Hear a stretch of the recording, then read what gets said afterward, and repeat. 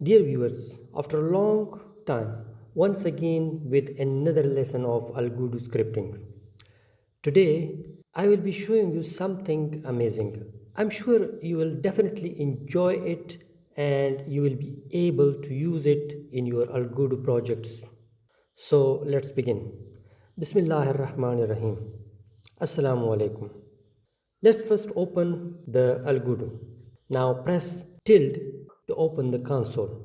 Our first command for today is app.enableUndoMerge, which has two values, true or false.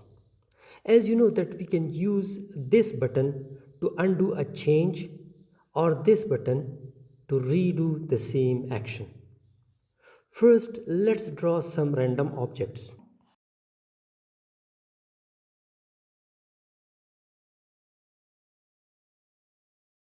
Then change their positions.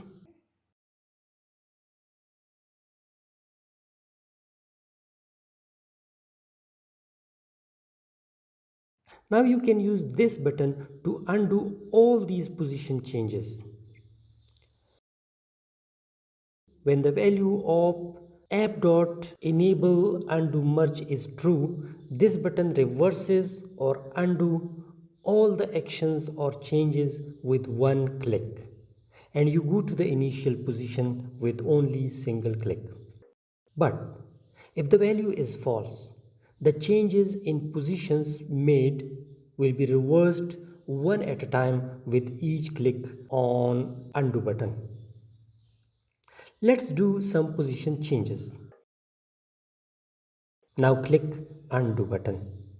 You can see each click just reverses one change at a time. To learn another command, let's first open a new scene and make its background black. The command works best in black background. Open the console. The command is app.fadeColor, whose default value is this. These three numbers represent the values for red, green, and blue colors. By this command, you can create an infinite number of reflections of an object, just like two mirrors facing each other. You can see by making the first value 1, you see only red colored infinite series of circles. Let's delete the ground first.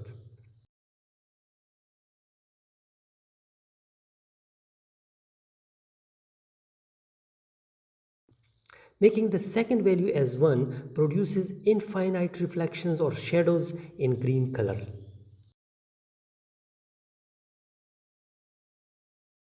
Similarly, the third value can produce blue series of shadows. However, by making all the values as 1, it produces reflections in original color. Before going to the next command, let's draw some more objects.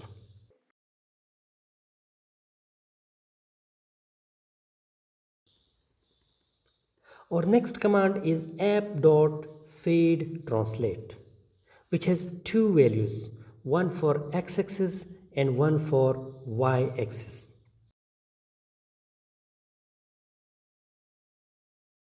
By changing the x-axis value, it moves the end point in x-axis. If the value is positive, it moves to the right.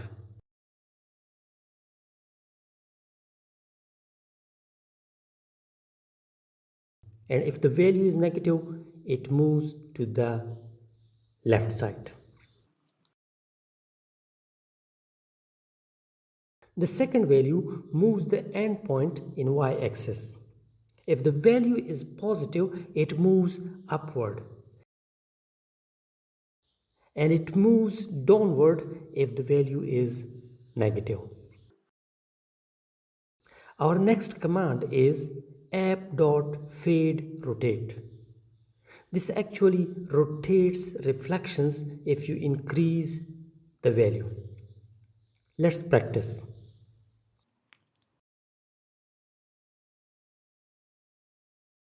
You can see they are not in a straight line now. They are arranged in curved line. Our next command is app.fadeScale. It also has got two values. This value increases the flipping of the shadows gradually in y-axis.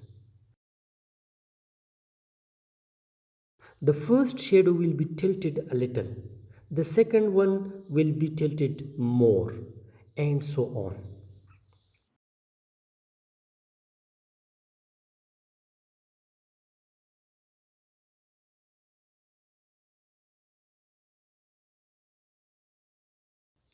This value increases the tilt in x-axis between consecutive shadows. 0 means fully tilted. Let's practice.